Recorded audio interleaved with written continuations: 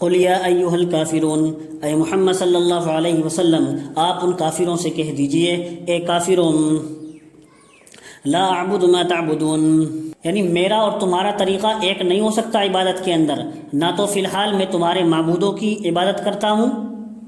جن کی تم عبادت کرتے ہو ان کی عبادت میں نہیں کرتا، ولا انتم عابدون ما اعبد، اور نہ تم میرے معبود کی عبادت کرتے ہو، نہ تم عبادت کرتے ہو اس کی جس کی میں عبادت کرتا ہوں، ولا انا عابد ما عبدتم، اور نہ آئندہ مستقبل میں تمہارے معبودوں کی عبادت کروں گا، ولا انتم عابدون ما اعبد، اور نہ تم میرے معبود کی عبادت کرو گے۔ یہ سورہ کافرون جو ہے، اس سورت کا شان نزول یہ ہے کہ ایک بار چند رؤسا نے آپ سے عرض کیا تھا،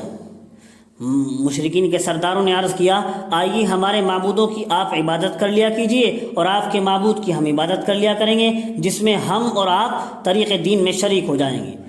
جون سا طریقہ ٹھیک ہوگا اس سے سب کو کچھ کچھ حصہ مل جائے گا۔ تو اس پر یہ صورت نازل ہوئی تھی کہ آپ ایسا بالکل نہ کیجیے۔ یہ حضور اکرم علیہ السلام کے کلام سے حاصل یہ ہے کہ موحد ہو کر بلائے شرک میں گرفتار نہیں ہو سکتا، نہ اب نہ آئندہ، اور تم مشرک رہ کر موحد قرار نہیں دیے جا سکتے، نہ اب نہ آئندہ، یعنی توحید و شرک تو ایک جگہ جمع ہو ہی نہیں سکتے۔ جب تک تم اپنے معبودوں کے عابد اور مشرک رہو گے اس وقت تک میرے معبود کے عابد یعنی موحد نہ سمجھے جاؤ گے، اللہ کو ایک ماننے والے نہ سمجھے جاؤ گے۔ لکم دینکم ولی دین، تم کو تمہارا بدلہ ملے گا اور مجھ کو میرا بدلہ ملے گا۔ اس میں ان کے شرک پر وعید بھی سنا دی، یعنی تم کو تو تمہارا بدلہ ملے گا اور مجھ کو میرا بدلہ ملے گا اللہ کے ہاں۔ اذا جاء نصر اللہ والفتح، اے محمد صلی اللہ علیہ وسلم جب خدا کی مدد اور مکہ کی فتح آ پہنچے یعنی واقع ہو جائے، ورأیت الناس يدخلون فی دین اللہ افواجا، اور فتح مکہ کے نشانات یہ ہوں گے کہ آپ لوگوں کو اللہ کے دین میں یعنی اسلام میں جوق در جوق داخل ہوتا ہوا دیکھیں گے، تو اس وقت سمجھ لیجئے کہ مقصود دنیا میں رہنے کا اور آپ کو نبی بنا کر بھیجنے کا تکمیل دین تھا، وہ ختم ہوا، اس وجہ سے آخرت کا سفر قریب ہے، بس اس کے لیے تیاری کیجیے۔ فسبح بحمد ربک واستغفرہ، تو اپنے رب کی تسبیح اور تحمید کیجیے اور اس سے استغفار کیجیے، انہ کان توابا، وہ تو بڑا توبہ قبول کرنے والا ہے۔ احادیث کثیرہ میں سورت کی یہی تفسیر آئی ہے کہ اس میں قرب وفات کی خبر ہے حضور اکرم علیہ السلام کے بارے میں، اور فتح سے فتح مکہ مراد ہے، اور یدخلون فی دین اللہ افواجا کو جو یہ آثار فتح مکہ سے فتح مکہ کے نشانات کہا گیا ہے، اس لیے کہا گیا کہ عام لوگ فتح مکہ کے منتظر تھے، اب تک ایک دو آدمی مسلمان ہوتا تھا، فتح مکہ کے بعد قبائل کے قبائل اسلام میں داخل ہونے لگے۔ تبت یدا ابی لہب وتب،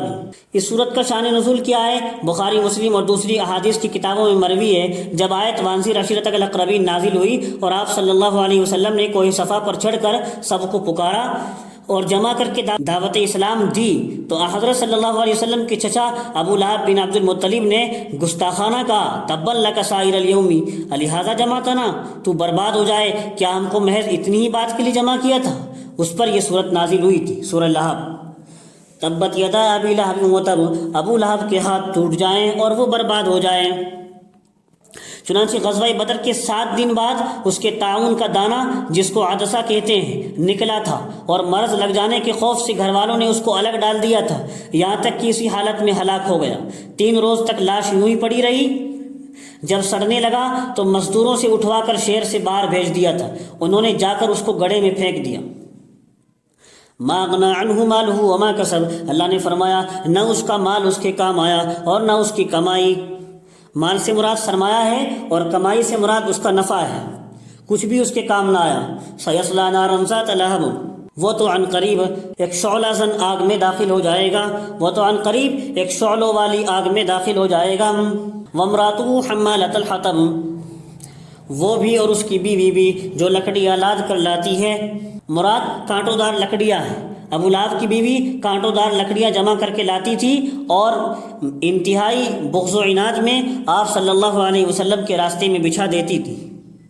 اور بعض مفسرین نے کہا ہے حمالۃ الحطب سے مراد چغل خور ہے، اور وہ عورت چغل خور بھی تھی۔ فی جیدہا حبل من مسد، اور اس کے گلے میں تو ایک رسی ہوگی جو خوب بٹی ہوئی ہوگی، دوزخ میں چلے جانے کے بعد اس کی بیوی کے گلے میں ایک رسی ہوگی بٹی ہوئی۔